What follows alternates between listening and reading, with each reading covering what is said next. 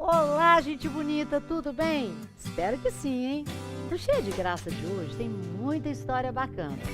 A gente invadiu a casa de duas pessoas que moram sozinhas para ver como é a rotina delas, a organização, as dificuldades e as vantagens também.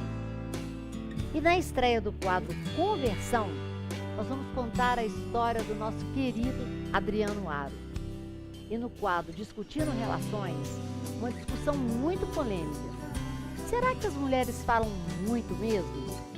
Está demais o Cheia de Graça de hoje. Vocês não podem perder.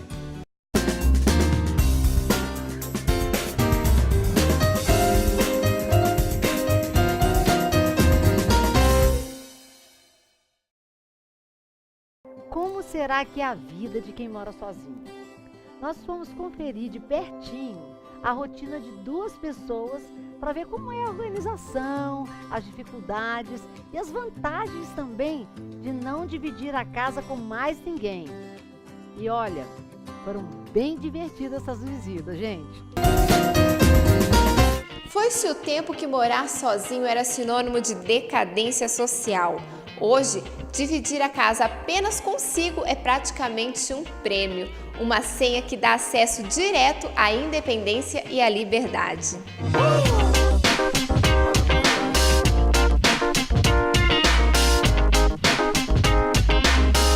Seja por livre escolha ou por necessidade, é fato que morar sozinho tem os dois lados, como tudo na vida.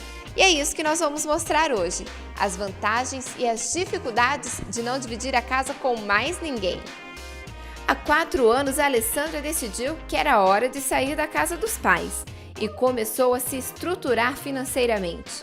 Malas prontas e passaporte da independência em mãos. Ela deu um dos passos mais importantes de sua vida pessoal. Sempre quis morar sozinha. Desde criança eu falava, quero ter minha casa, quero ter meu apartamento. E quando eu resolvi que eu iria morar sozinha, eu percebi que eu precisava de ter uma estrutura. Trabalhar mais, juntar mais dinheiro, me organizar. Então foram mais ou menos 2 anos até eu conseguir vir. E foi uma situação assim, foi abençoado pela minha família, pelos meus pais. E eles vêm aqui, eu acho bonitinho que eles se arrumam para vir na minha casa. Eu adoro receber.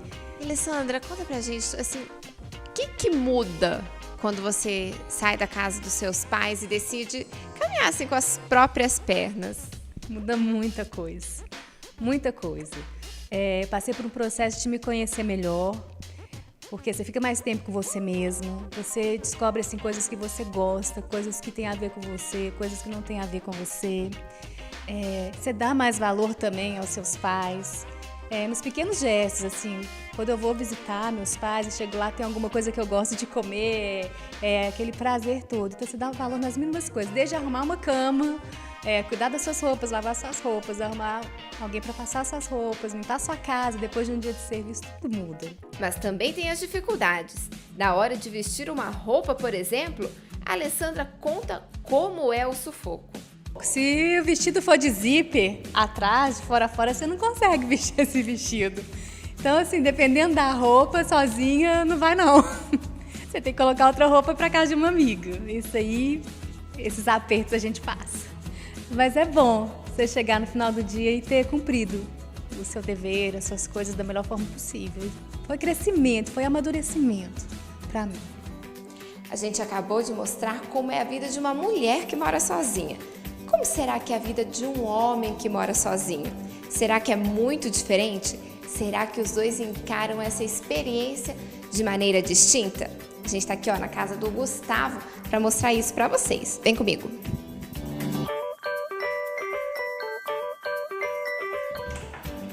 Oi, Gustavo! Tudo bom? No caso de Gustavo, a decisão de morar sozinho veio com a necessidade, por causa da mudança dos pais de cidade. Foi necessidade. Eu nunca tive a vontade de morar sozinho para ficar longe dos meus pais, não. Como ele recebeu essa proposta, eu quis mudar logo para morar perto de onde eu trabalho. Aí aproveitei a oportunidade e mudei. Acabou até que eles nem foram, só que aí já tinha mudado e eu não quis voltar mais não. Apesar de ter gostado da experiência de morar sozinho, Gustavo confessa que sente falta de alguns mimos que a gente só encontra na casa dos pais. Para mim, a maior dificuldade é a alimentação. Não ter a comida pronta, não ter... Principalmente a comida, mas a roupa lavada, principalmente passada, que eu digo que a máquina de lavar é tranquilo, né? Mas passar a roupa também é difícil. E por falar em roupa, não é que homem também tem dificuldade na hora de se arrumar sozinho? Então, quando eu vou colocar terno, tem que abotoar aquele botãozinho aqui e do punho. Se não tem alguém também para ajudar, eu me complico. Acho que meu pescoço é meio grosso, sabe? É difícil, fica apertado agora aqui. É difícil para mim abotoar aquele negócio certinho. É isso aí. Entre o lado bom e o não tão bom assim, para Alessandra e Gustavo, a experiência de morar sozinho está valendo a pena. A cada dia, um desafio superado e a certeza cada vez maior que conseguem se virar andando com as próprias pernas. Em alguns casos, morar sozinho é uma aventura e tanto, não é? E com certeza uma experiência de amadurecimento. Mas temos que tomar cuidado para não banalizarmos a importância da família, da vida conjugal. Todos nós temos uma vocação que no momento certo, no tempo de Deus, deve ser acolhida. Temos sempre que ficar atentos ao que Ele quer para nós. Amém? E hoje tem estreia aqui no Cheia de Graça. A primeira história que a gente vai contar no quadro Conversão é a do advogado Adriano Azo. Ele tem um testemunho muito bonito de fé. Vamos conhecer?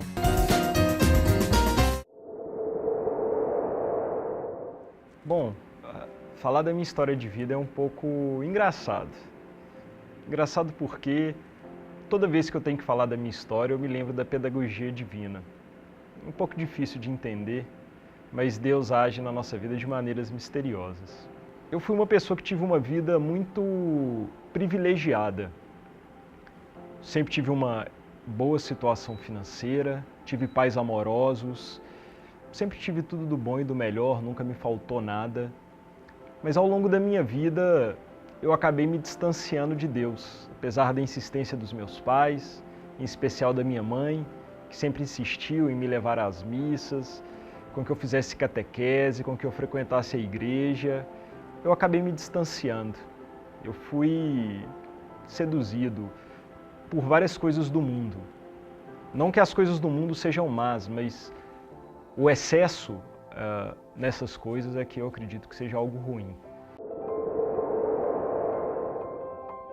Meu pai, por problemas profissionais, perdeu tudo. Nós tivemos uma mudança muito brusca na nossa vida, na nossa situação financeira. Passamos muita necessidade. Chegou a ter um dia que na minha casa a luz chegou a ser cortada, então foi muito difícil. Mas Deus foi me ensinando que havia algo a mais. Eu acho que quando meu pai perdeu tudo, quando a gente começou a mudar o nosso patamar de vida, eu comecei a perder várias pessoas que até então andavam comigo, pensando que eram meus amigos. Sofremos muita necessidade. Eu acho que naquele momento ali eu me encontrei numa situação de desespero, não sabia realmente a quem recorrer. Eu percebi que a verdade, a razão estava na Igreja Católica, estava com esse Deus, com Jesus Cristo. E depois desse encontro ele me mostrou que a razão também era um caminho para se chegar até Ele. É preciso ter um equilíbrio entre razão e fé perfeito para poder estar com Deus. Lembro muito bem que quando eu tive verdadeiramente contato com o Evangelho de Deus, não tive contato, mas quando eu comecei a compreender, eu fui fazer a minha primeira boa confissão, já em idade adulta. E aquela confissão para mim foi muito importante porque eu fiz um balanço da minha vida, pedi perdão por várias coisas erradas que eu havia feito. E ao término da confissão, o padre Dalmo, que naquele momento era o confessor, pediu que eu lesse a parábola do filho pródigo, contada por São Lucas. Aquilo ali me marcou muito, porque é muito bom ser acolhido quando a gente precisa. É muito bom receber o perdão quando nós cometemos um erro, quando nós erramos e reconhecemos a nossa própria miséria. é muito bom, é um sentimento inigualável. Então aquilo ali me marcou muito, me tocou muito, a misericórdia de Deus.